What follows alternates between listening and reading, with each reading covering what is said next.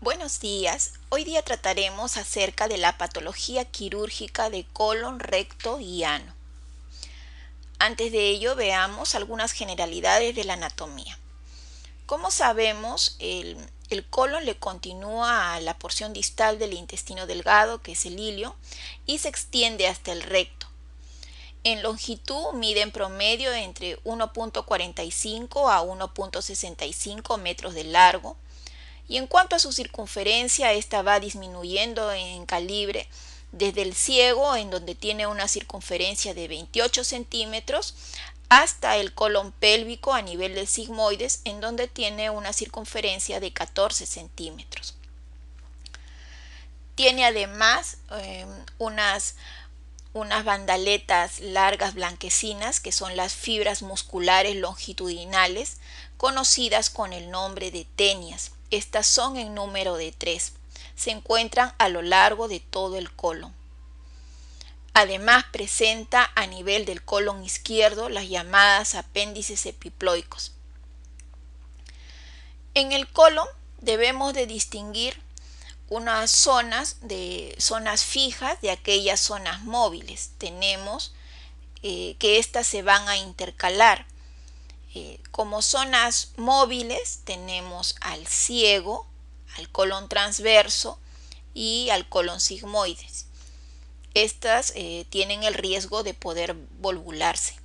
A diferencia de las zonas que son fijas o que se puede llamar retroperitoneales, como son el colon ascendente, el ángulo hepático del colon, el colon descendente y el ángulo esplénico del colon. Siguiendo con un poco sobre el recuerdo anatómico, debemos saber que en general el colon está irrigado por dos grandes arterias o las ramas dependientes de dos grandes arterias.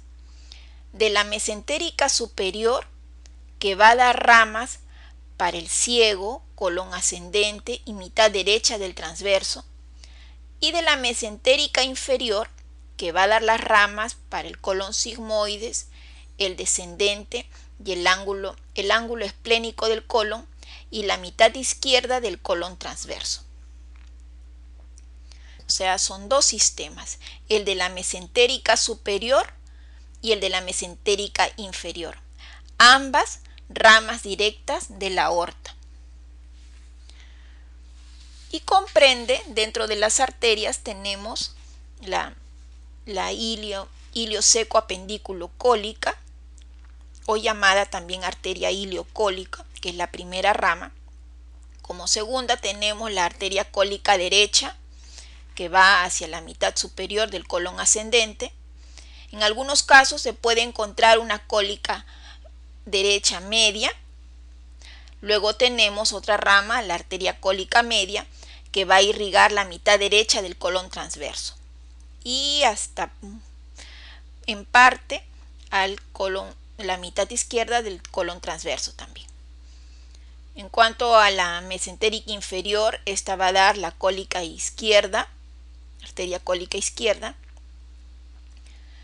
y ambos sistemas arteriales se van a unir en un arco conocido como el arco de Riolano. Esta es una arcada que se encuentra más o menos a unos 3 centímetros del borde mesentérico del colon, se encuentra en el mesocolon y va a unir ambos sistemas arteriales. En cuanto a su drenaje, el drenaje de todo el colon va a dirigirse hacia la vena mesentérica superior, que va a ir a drenar al sistema portal, ¿no? Al eje portal. Y en cuanto a los ganglios, los linfáticos van a estar acompañados de ganglios a todo lo largo del colon, de todo el largo del colon, desde el lado proximal hasta el lado distal. Van a acompañar a las arterias, tanto en una parte a la mesentérica superior, van a acompañar a los linfáticos de la mesentérica superior, y la de la mesentérica inferior, que de la misma manera van a acompañar a sus linfáticos. Veamos ahora acerca de la patología del cáncer colorectal. En la epidemiología podemos mencionar que es la tercera neoplasia más común a nivel mundial y la edad promedio de presentación es a los 70 años. Ligeramente más frecuente en el sexo masculino, se dice que de varones en relación a mujeres es 1.5 a 1 y que cualquiera que sea el estadio de la enfermedad, en términos generales se habla de una sobrevida a los 5 años de 60%. La mayoría del cáncer colorectal va a aparecer a partir de adenomas esporádicos. Menos frecuentes se van a presentar a partir de pólipos congénitos, genéticos, o a partir de una enfermedad inflamatoria intestinal.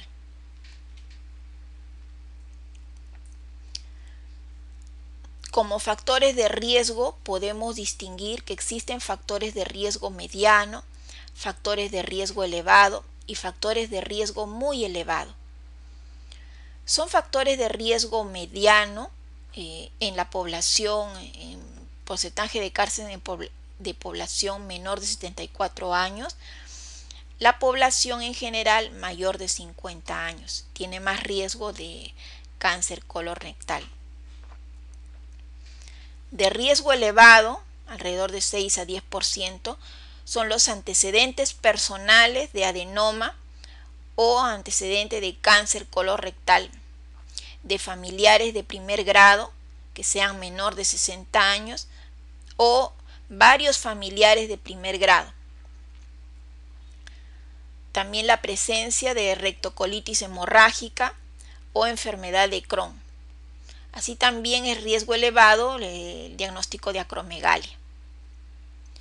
Como riesgo muy elevado, mayor de 80%, se encuentran ser miembro de una familia con poliposis adenomatosa familiar o poliposis juvenil llamada la enfermedad de Peutz-Jeghers.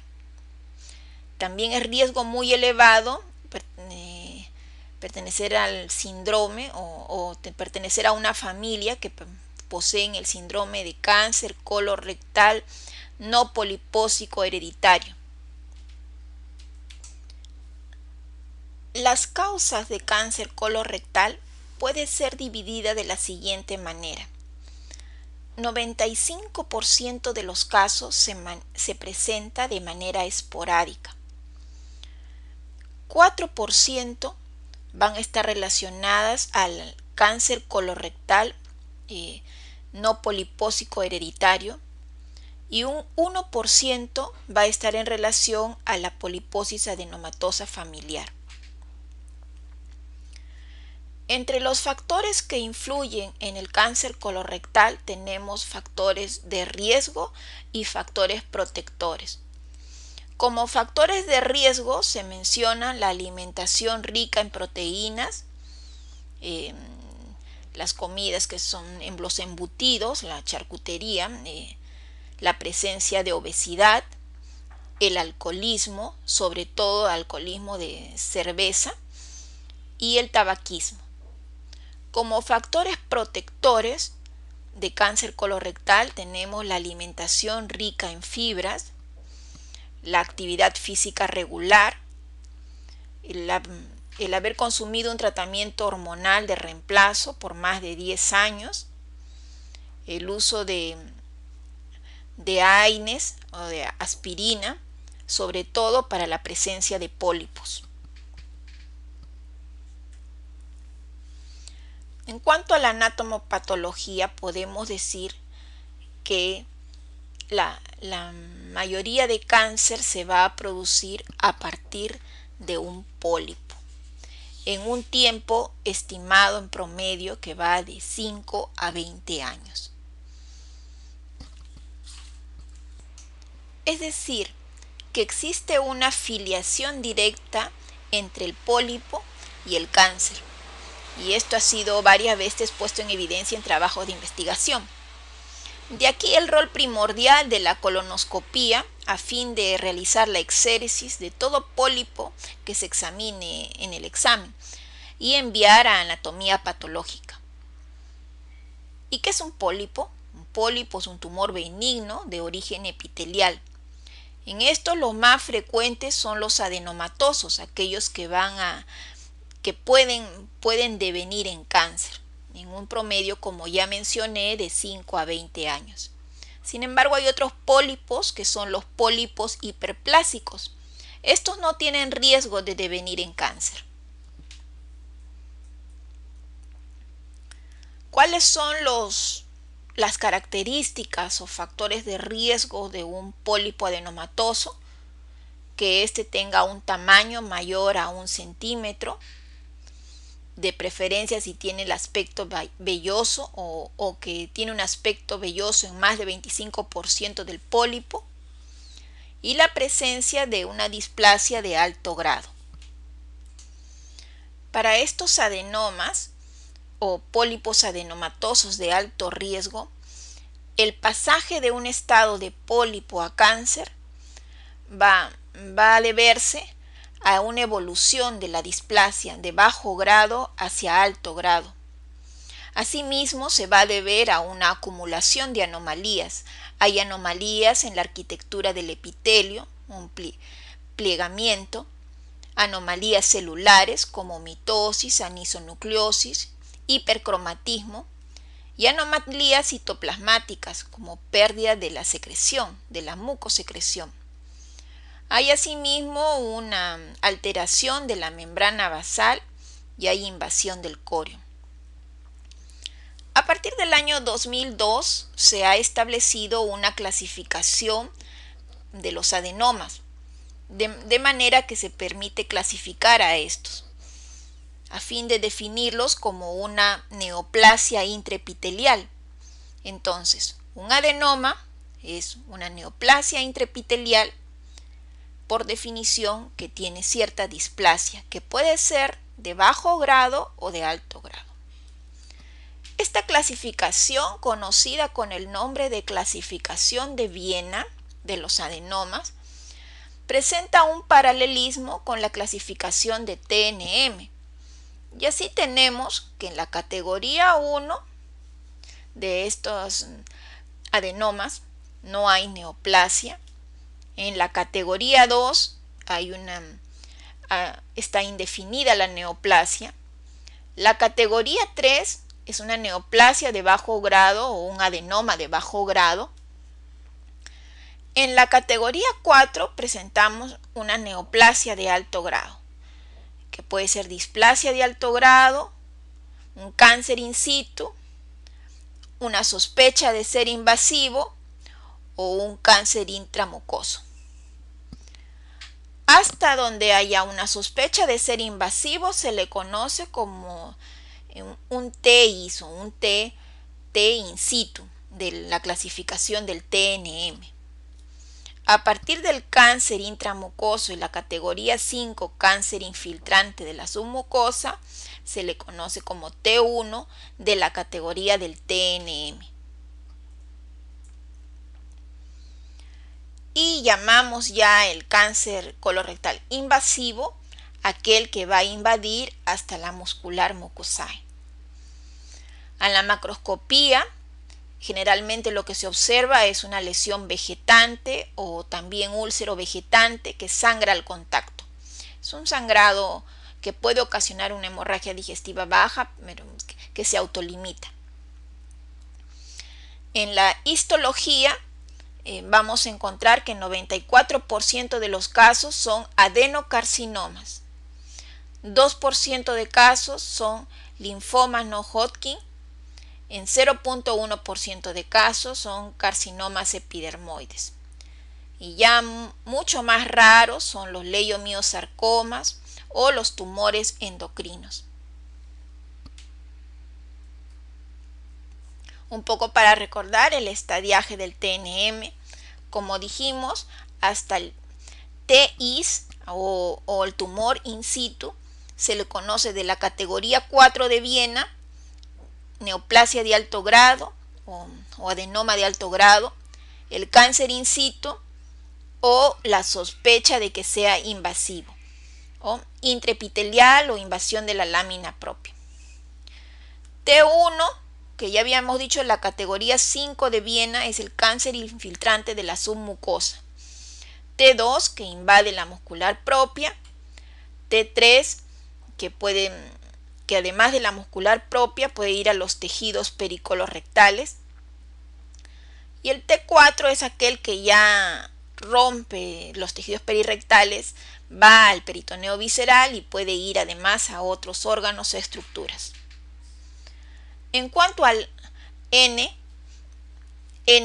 cuando no se puede evaluar el ganglio, N0, cuando no se encuentran o los ganglios no están comprometidos, N1, cuando 1 a 3 ganglios linfáticos regionales se encuentran comprometidos, y ahí podemos hacer la diferenciación, el 1A, que es un solo ganglio, el 1B de 2 a 3, el 1C, que puede haber depósito tumoral en la subserosa o en tejidos mesentéricos o pericólicos no peritonealizados. El N2 es cuando hay más de 4 ganglios linfáticos comprometidos, y allí podemos decir de 4 a 6, 2A, y más de 7, 2B. Para poder hacer este estadiaje del TNM en el N de los ganglios linfáticos, es necesario que se extraigan o que se resequen en la pieza un mínimo de 12 ganglios linfáticos. Y en cuanto a la metástasis, M0 no hay metástasis, M1 hay metástasis, que puede ser 1A confinada a un solo órgano, que puede ser hígado, a la cabeza, pulmón, ovario o ganglio no regional. 1B, que hay metástasis a más de un órgano o carcinomatosis. Y acá podemos ver ya en el TNM el estadio. Es cáncer colorectal estadio 0 cuando el tumor está in situ. Es estadio 1 cuando el tumor es un cáncer infiltrante hasta la submucosa, como es en el T1, o hasta la muscular, hasta la muscularis mucosae. Y ahí tenemos el 2A, 2B, 2C. En el estadio 3 es aquel que puede ser cualquier T de tumor, pero que ya hay compromiso ganglionar, sin metástasis. Y en el estadio 4, cualquiera sea la invasión del tumor, cualquiera sea el compromiso ganglionar, pero ya hay metástasis, que puede ser desde la metástasis 1A, ¿no? Aquí podemos observar el estadio 0 es aquel que está in situ, el estadio 1 es aquel que hasta la submucosa,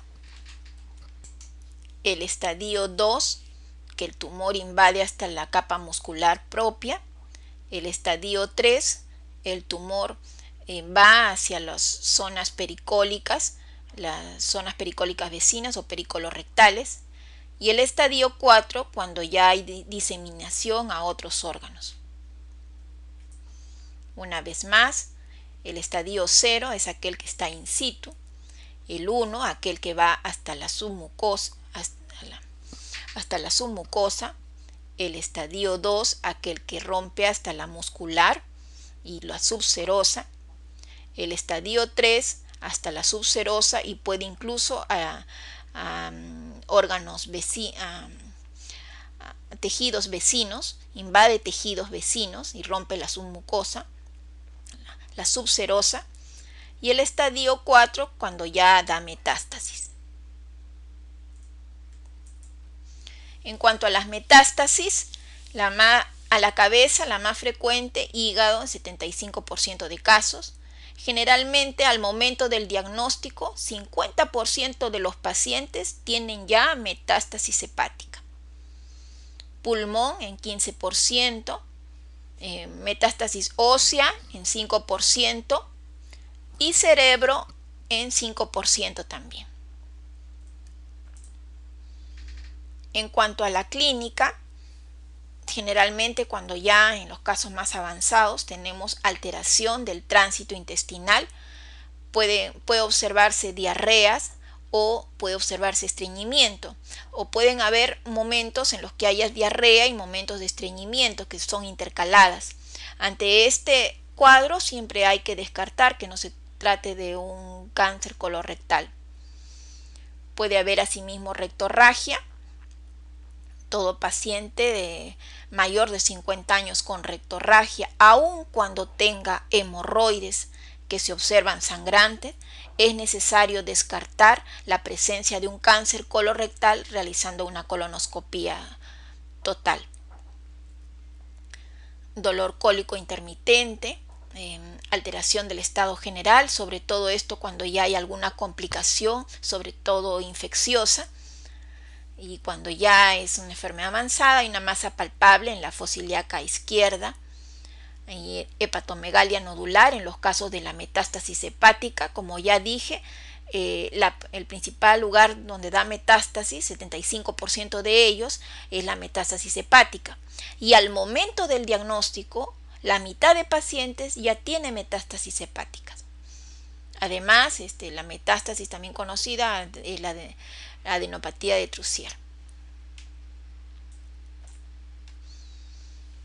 En cuanto a los exámenes complementarios, generalmente de rutina, se puede tomar el hemograma, la urea creatinina, una proteína C reactiva que va a estar alta por proceso inflamatorio, perfil hepático para ver si no es que hay descartar metástasis hepática, puede haber signos de colestasis. En cuanto a las imágenes, se solicita una tomografía, generalmente es un TEM para hacer una colonoscopia virtual. Y el diagnóstico va a estar hecho por la colonoscopia. En caso de que se encuentre un cáncer del lado izquierdo, es además necesario hacer toda una imagen de todo el marco colónico a fin de descartar que no se trate de la presencia de cáncer colorectal sincrónico. Es frecuente la presencia de un cáncer sincrónico que, además del lado izquierdo, que no se puede sobrepasar con la colonoscopia, puede encontrarse en el mismo momento uno del lado derecho. Es por eso que es necesario una imagen del todo el marco colónico. Puede ser la colonoscopia virtual con un TEM o una radiografía contrastada, que también puede usarse. La colonoscopia debe estar asociada además a una biopsia. En las formas complicadas, antes de ver las formas complicadas, quisiera mencionar unas pequeñas palabras acerca del marcador tumoral.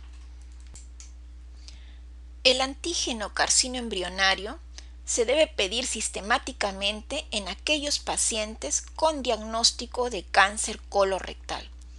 Es decir, este marcador no es de examen diagnóstico, es de examen de seguimiento. Nos va a permitir conocer si el paciente tiene un nivel alto o bajo antes de la cirugía o antes de instalar algunos de los tratamientos que se van a hablar más adelante, y saber si tiene un valor alto de inicio, es de mal factor pronóstico, y sobre todo en la vigilancia. Después de un tratamiento establecido, este debe decaer, lo que nos indica que hay una regresión del tumor o hay una resección completa en cuanto a las cirugías. Es decir, que el antígeno carcino embrionario es un marcador de seguimiento que otorga valor pronóstico, mas no valor diagnóstico. Entre las formas clínicas complicadas, la principal y más frecuente es la obstrucción intestinal, pero también se pueden presentar la infección, que puede revelar un cáncer colorectal, asimismo presentar perforación o presentarse como una hemorragia digestiva baja en forma de una hemorragia. Así, una forma clínica, como dije, más frecuente es la obstrucción intestinal. Es la causa más frecuente de obstrucción a nivel de colon y es la forma como se presenta clínicamente en cerca de 15 a 25% de pacientes. Va a ser más frecuente en los pacientes más ancianos y el lugar de presentación o lugar de ubicación anatómico va a ser en el ángulo izquierdo en 75% de casos. El examen clínico va a permitir saber o sospechar la etiología de la obstrucción, y ahí encontramos que esta obstrucción se va a presentar, se habla entre 5 a 10 días, en un promedio de 7 a 10 días. Y uno va a encontrar una alternancia entre las diarreas y el estreñimiento, rectorragia y una alteración del estado general. Y esto sobre todo en pacientes muy ancianos, alteración de este estado general, obstrucción que se va a instalar progresivamente, como ya dije, entre 7 a 10 días, y esto le va a seguir una deshidratación. En el examen físico es importante a la palpación el tacto rectal, y además se puede buscar fiebre, signos de defensa o dolor en fosa ilíaca izquierda, dependiendo, o en fosa ilíaca derecha. Esta forma clínica generalmente se presenta en los cánceres localmente avanzados. Como ya dije, son 4 las formas clínicas complicadas del cáncer colorectal: la obstrucción, la perforación, la hemorragia y la infección. En cuanto a la infección, va a ser frecuente en el colon derecho, más frecuente en colon derecho. Se va a presentar como un absceso perineoplásico, y al laboratorio en la biología encontraremos hiperleucocitosis. También se puede buscar un cáncer colorectal en pacientes que debuten como cuadro de endocarditis por enterobacterias. Y la hemorragia puede presentarse simplemente, como no es tan severa esta hemorragia, se puede presentar como una anemia ferropénica y aparece con mayor frecuencia en el colon derecho. Puede presentarse como melena o rectorragia, que como ya dije al inicio, es una hemorragia no muy severa. En general debemos reconocer la obstrucción es más frecuente del lado izquierdo y la hemorragia es más frecuente del lado colon derecho. En cuanto al tratamiento, una cuarta causa era también la perforación, como mencioné, y la perforación va a llevar pues a un cuadro infeccioso. En cuanto al tratamiento del cáncer de colon, está establecido que se puede dar primero la cirugía primaria, una quimioterapia adyuvante o una terapia adyuvante.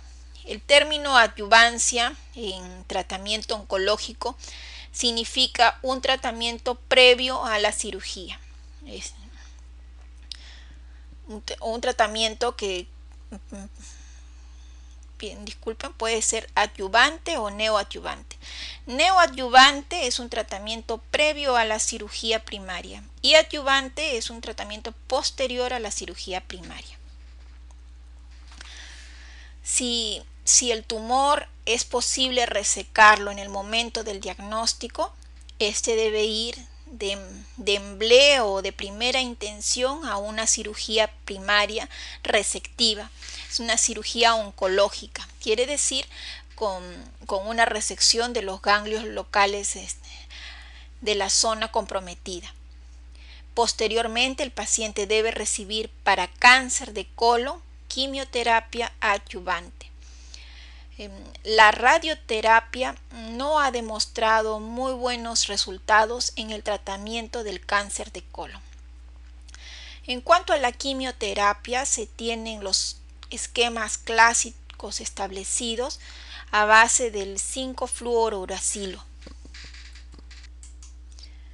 La quimioterapia adyuvante está indicada en el cáncer de colon para los estadios que tienen N1 o N2, cualquiera que sea el T, es decir, un estadio 3.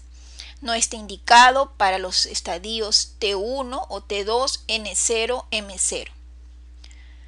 Para algunos tumores que sean T3 o T4, sin ganglios, sin metástasis, podría estar propuesta la quimioterapia en aquellos que tienen malos criterios pronósticos, es decir, paciente joven, tumor poco diferenciado, paciente con un T4, émbolo venoso o émbolo perineural o émbolo linfático, o que tenga menos de 12 ganglios resecados en la cirugía, que sea un tumor perforado de inicio o que se demuestre como un tumor en síndrome de obstrucción intestinal.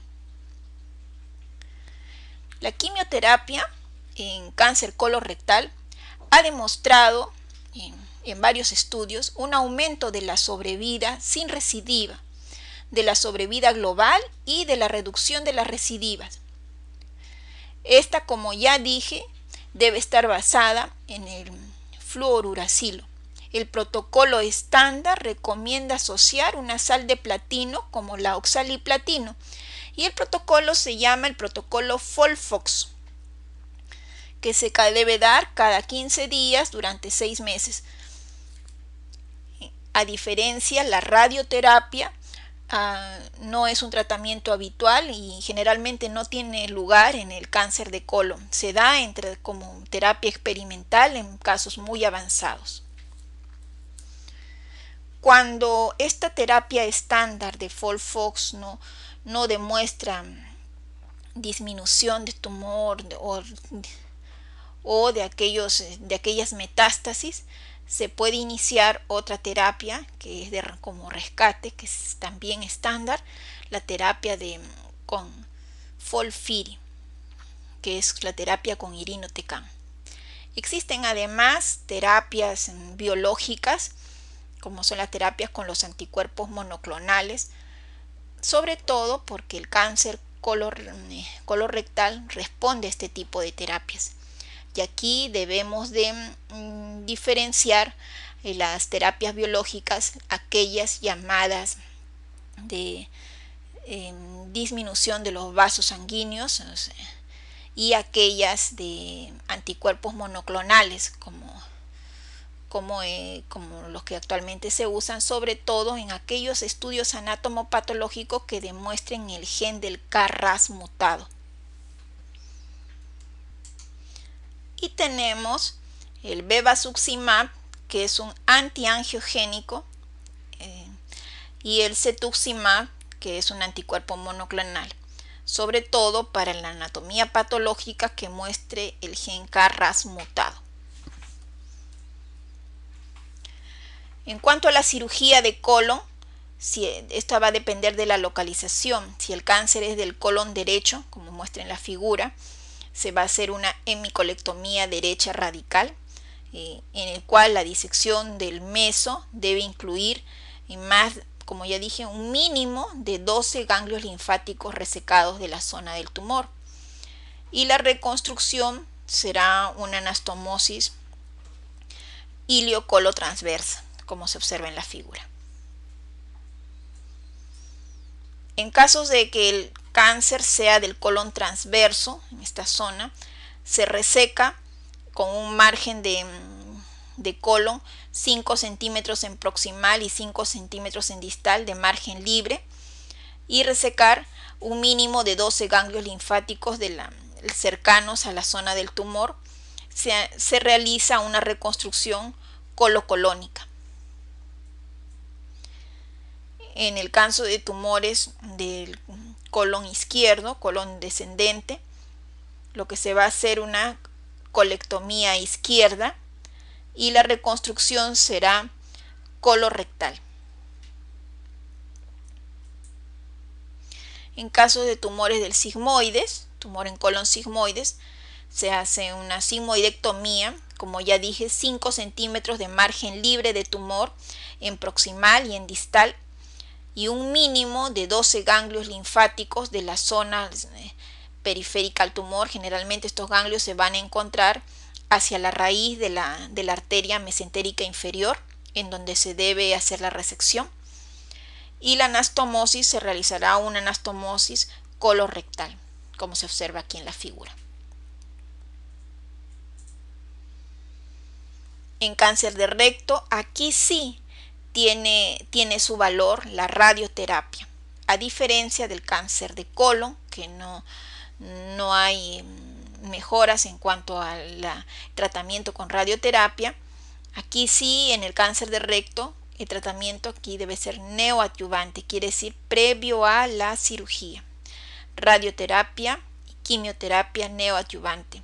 Se puede dar combinada, si bien la quimioterapia o el hecho de usar radioterapia aumenta la toxicidad de esta quimioterapia neoadyuvante, se observa que da un aumento en la sobrevida del paciente previo a la cirugía.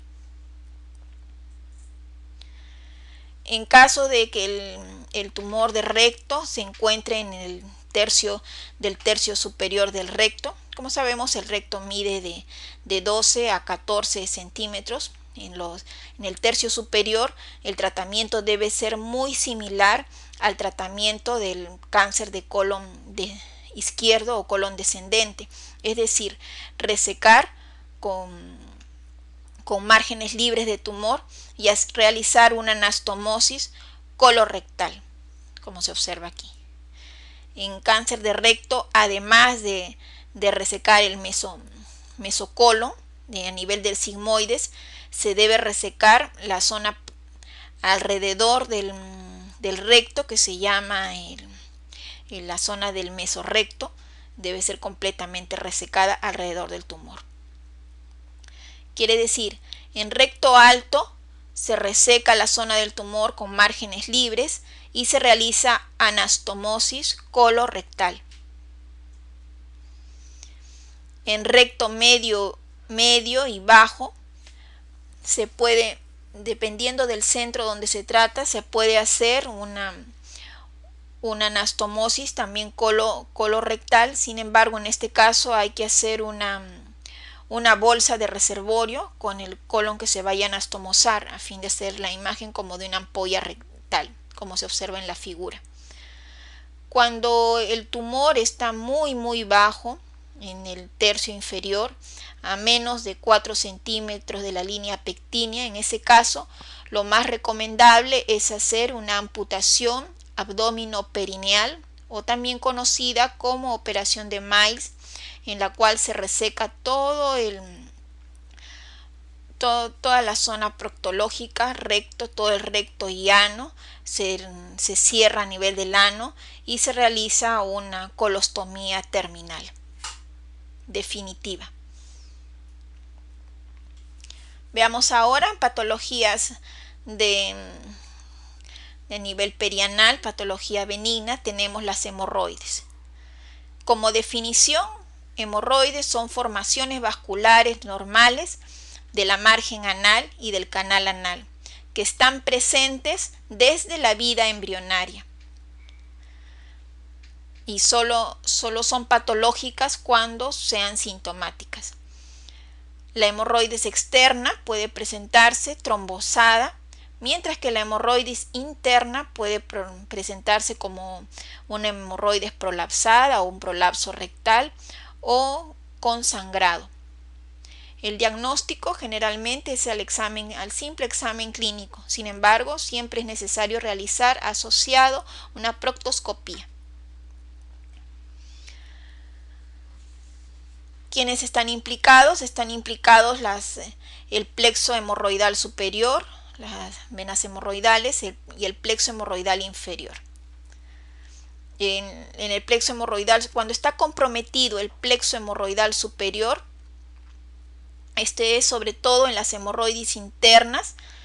Estas se van a localizar generalmente si vemos el orificio anal como si fuera un círculo.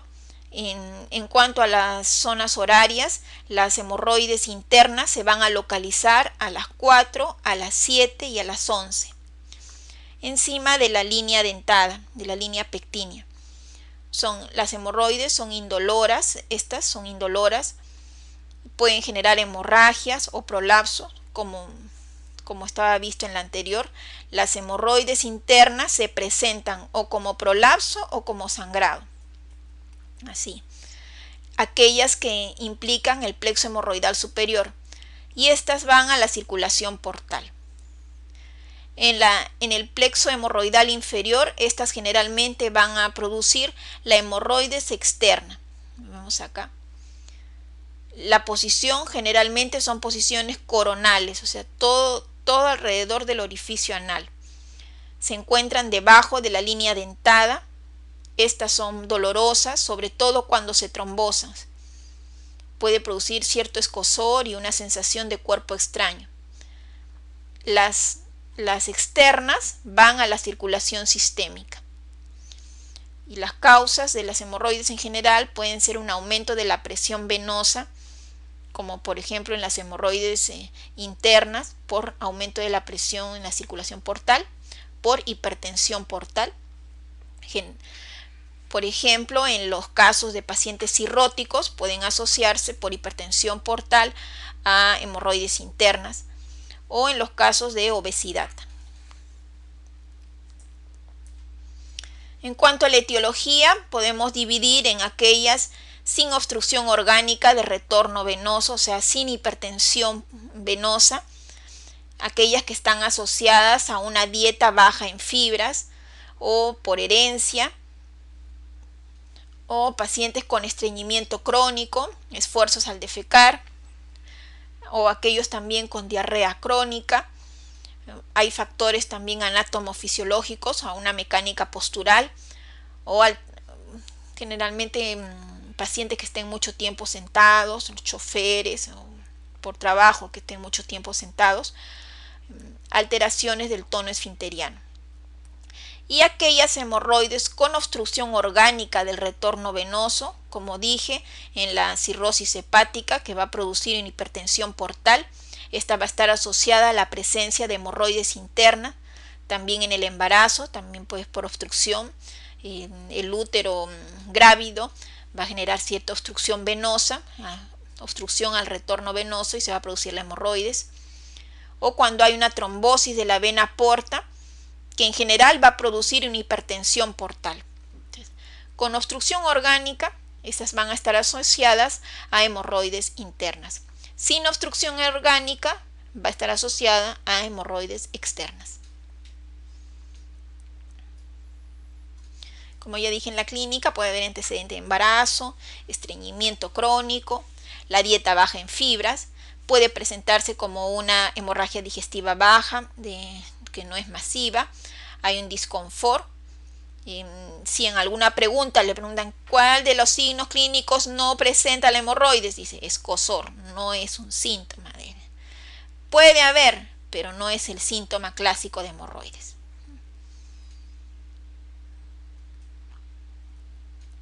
Como ya dije, las podemos, además del examen físico donde se le va a observar a la ectoscopía, es necesario realizar una proctoscopía o anoscopía para descartar que no hayan otro tipo de hemorroides. Si hay externas, también haya internas. En cuanto a complicaciones, las hemorroides se pueden trombosar, se pueden prolapsar, sobre todo las que son externas, se pueden abscedar también, o pueden presentar por vía circulación, por la circulación sistémica, e ir a un absceso hepático. Y de acuerdo al tamaño, y las podemos graduar en 4 grados. Las hemorroides se pueden graduar en grado 1, aquella hemorroides que solo sale al pujo, al aumento de la maniobra de Valsalva. Grado 2, aquella que sale espontáneamente, sin maniobra de Valsalva. Grado 3, aquella que se prolapsa y regresa sola. Y grado 4 es aquella que no regresa. Y en cuanto al tratamiento, las de grado 1, aquellas que son internas, que como se describe es una hipertrofia con hemorragia, el tratamiento será tratamiento médico. Suplementos con fibra, supositorios de cortisona, puede además intentarse la escleroterapia. En los grados 2, como vimos en el anterior, grado 2 es que sale espontáneamente, protrusión y reducción espontánea. El tratamiento también es tratamiento médico, suplementos de fibra, supositorios de cortisona y la escleroterapia. En el grado 3 de las hemorroides, aquella que se prolapsa pero que manualmente puede regresar, que obliga a una reducción manual, hay suplementos, tratamiento, ya se puede desde el grado 3 instaurar tratamiento quirúrgico, pero se pueden ensayar suplementos de fibra, supositorios de cortisona, la ligadura de estas de estas hemorroides con bandas elásticas por proctoscopía o cirugía, la hemorroidectomía. En las grado 4, que no reducen, protrusión irreductible, suplementos de fibra, supositorio de cortisona, también pueden ensayar bandas elásticas, pero son menos efecto. Esto siempre va a recidivar si son ya de grado 4. Y finalmente la cirugía. El tratamiento quirúrgico no debe realizarse cuando hay una zona perianal inflamada o en los casos de que está presente una proctitis ulcerosa. Y se debe realizar cuando la hemorroide se encuentre trombosada. Hay que hacer una hemorroidectomía de urgencia, porque ante el dolor intenso se debe sacar el trombo o tratamiento de una trombosectomía de la hemorroides. Se puede hacer el tratamiento electivo, la incisión y extracción del trombo, alta probabilidad de recurrencia, nuevamente va a sangrar. Se usa para aliviar el dolor y posterior la hemorroidectomía electiva. Este va a ser necesario solo en promedio 10% de pacientes y está reservado a los casos en que falla el tratamiento médico.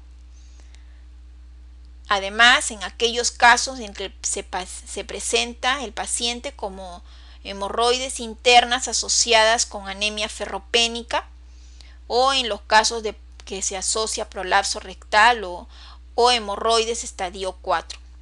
En estos dos últimos casos, sobre todo, lo que se debe hacer es una cirugía. La técnica de elección es la técnica de Milligan-Morgan, que consiste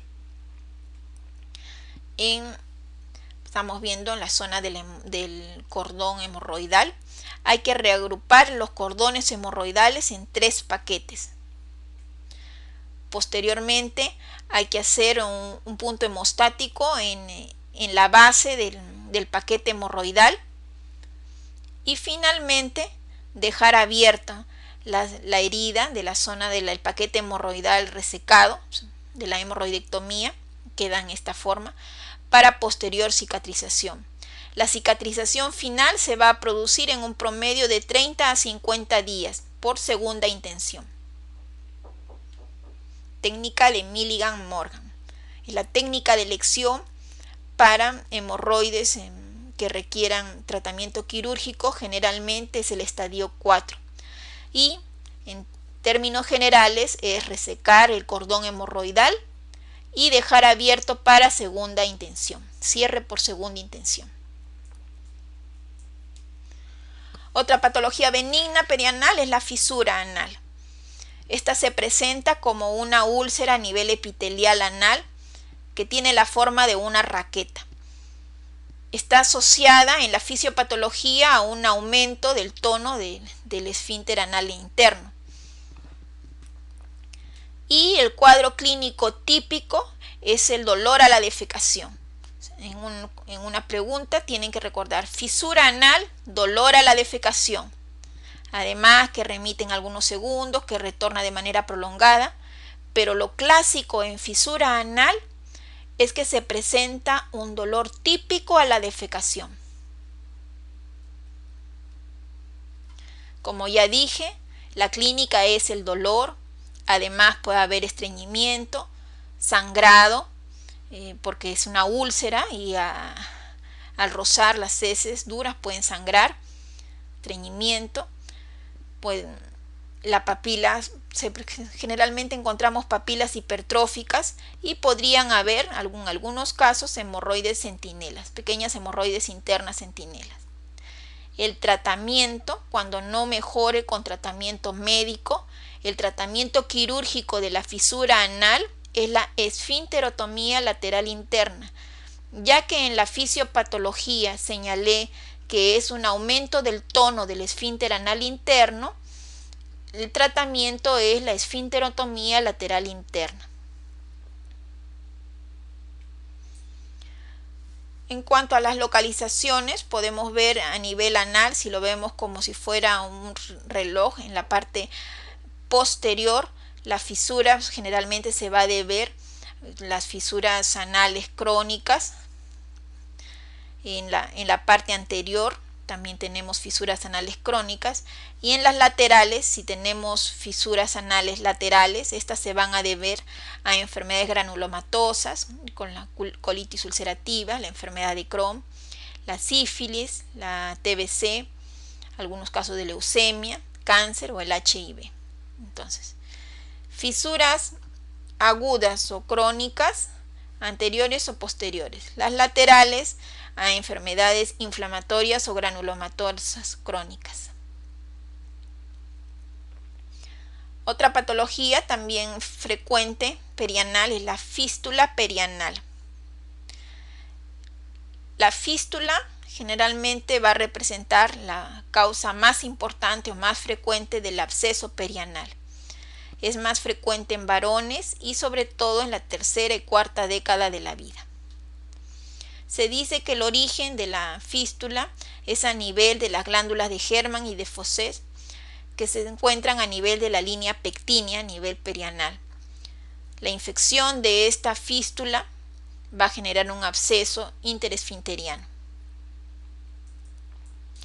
En cuanto a la clínica, lo que se va a encontrar es humedad en la zona perianal, una humedad constante, que dice drenaje, además escoriación de la piel, sobre todo porque hay una maceración, ya que en esta zona se va a encontrar siempre húmeda. Puede haber sangrado escaso y dolor. La fístula perianal generalmente se inicia en la zona de la cripta, en donde hay las glándulas de Hermann y de Fossé.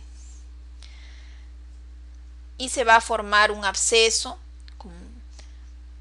Esta se puede presentar en pacientes que tengan como antecedente la enfermedad de Crohn o pacientes radiados, en caso de traumatismos perianales, en caso de fisuras, en caso de cáncer o en caso de actinomicosis.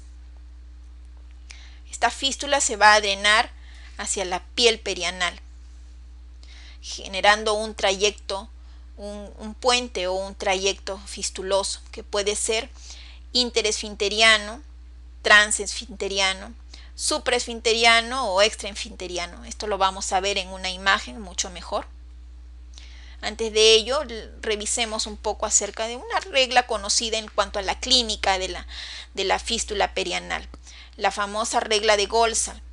Esta regla dice que si tenemos un orificio fistuloso externo a nivel anterior, debemos buscar el orificio interno a nivel también anterior. Y si encontramos el orificio fistuloso externo a nivel posterior, el orificio interno se debe buscar también en la mitad posterior. Regla de Golsal, como dice acá, describe típico trayecto de fístula perianal. Establece que cuando el orificio externo se encuentra en el hemiano anterior, el orificio interno se ubica radial a este, también anterior. Si el orificio externo se halla en el hemiano posterior, el interno se ubica en la línea media posterior.